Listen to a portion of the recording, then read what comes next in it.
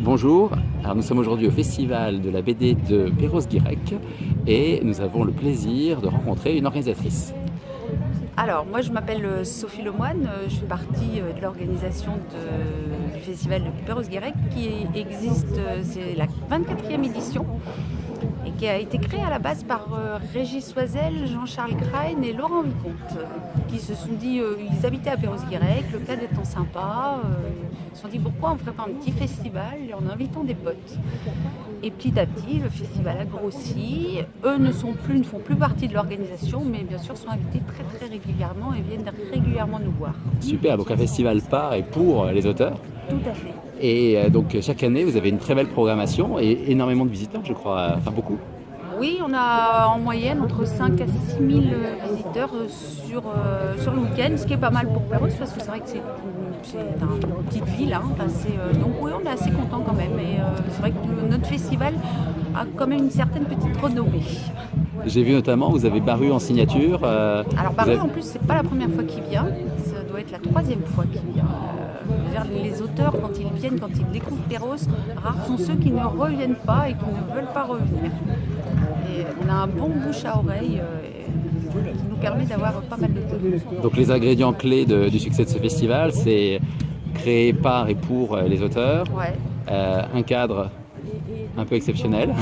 Magnifique. En plus, on a souvent le soleil qui est avec nous, qui est au rendez-vous. Et en plus, une équipe, c'est vrai qu'on chouchoute tout le monde, hein. Même aussi les visiteurs, on fait tout pour que tout le monde soit bien, heureux. Et d'ailleurs, nous, on y prend beaucoup de plaisir aussi. Quelques mots sur l'organisation peut-être, combien de personnes travaillent Alors, l'organisation, il y a une dizaine de personnes.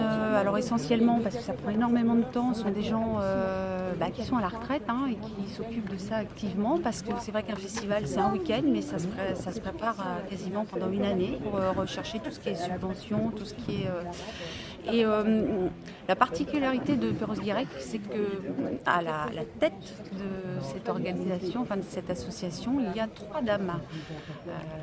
La présidente est une dame, la trésorière est une dame, et on a une autre secrétaire qui est une dame, et qui sont surnommées ici les dames de la côte. Dans tous les festivals, Perros-Guirec savent très bien que ce sont les dames de la côte qui gèrent, et elles gèrent ça d'une main très ferme. Elles sont, franchement, c'est de fortes têtes en plus. Très bien. Et j'ai vu qu'il y avait une certaine parité dans les signatures. Plusieurs femmes sont invitées. Oui, alors ça c'est vrai que on en a entendu un peu partout, hein. C'est vrai qu'ils se tiennent au courant. En plus, on avait Florence en invitée d'honneur cette année, donc elles se sont vraiment dit que là il fallait en effet qu'il y ait de plus en plus de femmes.